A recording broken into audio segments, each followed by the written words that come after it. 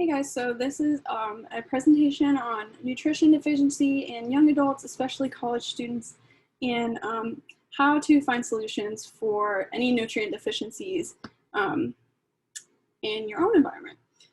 So a nutrient deficiency is when the body lacks nutrients from food, from consumption, lacks ability to absorb the nutrients. Sometimes people with celiac disease have this problem, or you lack essential proteins for the food breakdown.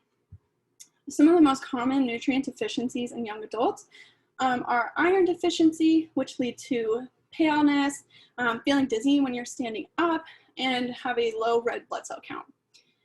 Other deficiencies include vitamins D, K, A, and E, which are fat-soluble vitamins. And this is from not consuming enough foods high in these concentrations, or you're not able to absorb them.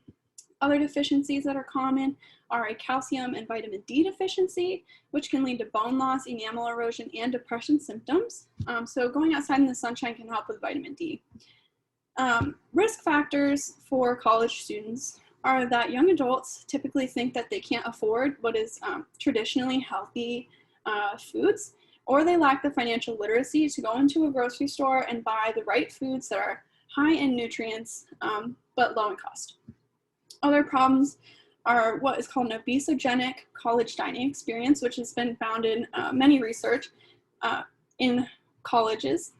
These include buffet-style options, unhealthy foods, and a lack of nutrient density in these foods. So we see this in like chicken nuggets, pastas, pizzas that are readily available in these places, but kind of take the light away from all the healthier options.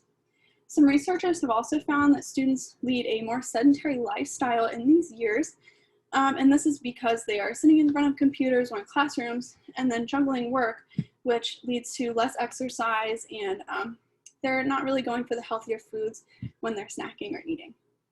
There's also barriers like cost, inadequate variety in the college dining halls, a lack of knowledge about cooking, depression, and new environments, which lead to an increase in obesity, eating disorders, and the use of crash diets. It's been found around 8 to 17% of college students suffer from an ED, while 35 to 57% of adolescent girls engage in crash dieting, fasting, diet pills. These diets include the keto diet, the paleo diet, Atkins, and other regimes you may have seen. And these diets kind of lack nutrients and tell you to not eat certain things that are actually good for your body. On the other hand, recent data has shown that 2/3 of adults age 20 and older are overweight. So all these factors can lead to increased disease burden later in life, such as heart disease, diabetes, coronary artery disease, all those things like that.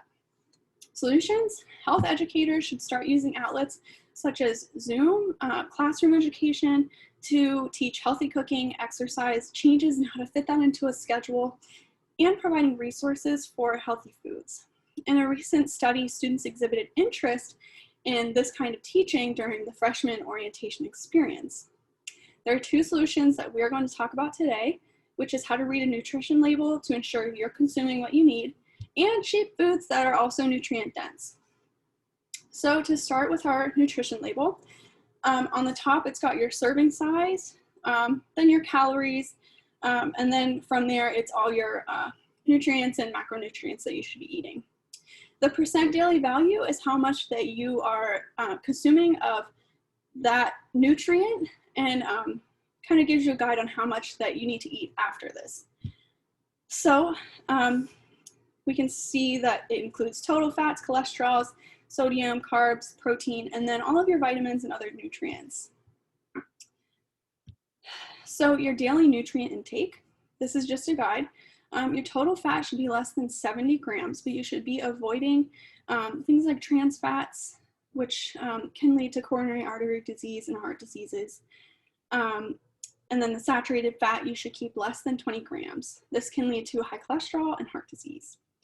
Carbohydrates, a good guide is to eat at least 260 grams, but don't really eat too much over that. This is where you get the overconsumption, especially if you're eating something like white bread and that's all you're really eating, then you're not really going to get any of the other nutrients that you should be getting from other foods. Fruits are high in carbohydrates, so you should consume those, and vegetables are as well. Your total sugar should be limited to at least 40 grams. You don't have to meet that 40 gram, but you really shouldn't be going over. Too much sugar in a diet can lead to obesity and diabetes. You should be reaching at least 50 grams of protein each day, again, so that your body has those building blocks to create more essential things in your body. You should also limit your salt to about 6 grams. Okay, so now we're going to learn about shopping on a budget. So a lot of people think that healthy foods can be a little bit more expensive. I've provided examples on this little presentation below. So just to start, spinach is a really good source of iron. Iron, again, helps with that red blood cell production, and you need your iron to transport your oxygen through your body. Spinach is also really high in calcium, which helps with building bones.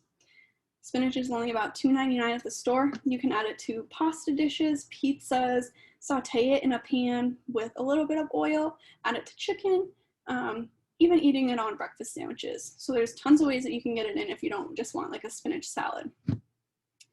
Another really healthy option is yogurt, which is calcium rich and also contains probiotics for a healthy gut.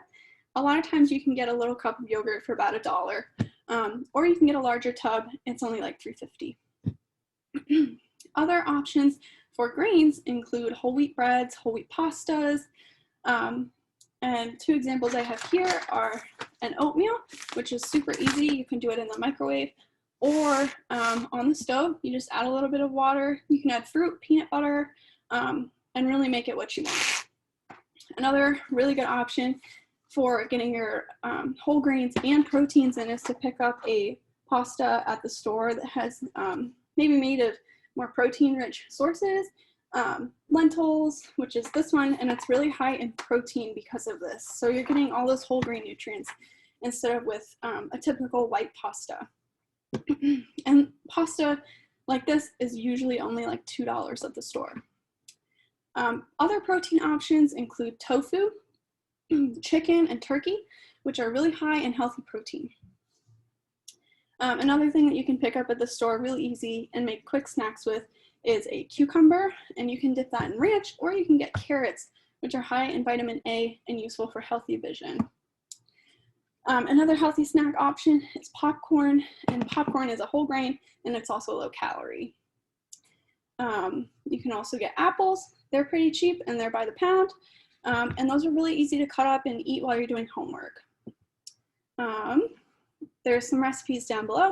Some meal ideas might be cutting up tofu and broccoli and stir frying it in soy sauce, getting some chicken breasts with the spinach and adding it to pasta, and then oatmeal with bananas and peanut butter. So just to recap with your nutrition label, you really want to make sure that you're meeting all of your targets and not going over some of them. Make sure you're getting all of those vitamins and minerals like vitamin C, which can reduce your risk of hypertension and osteoporosis and anemia, getting that calcium for bone support and protection, iron to make sure that you're getting all those good red blood cells, and especially if you're on a vegan vegetarian diet, maybe take an iron supplement.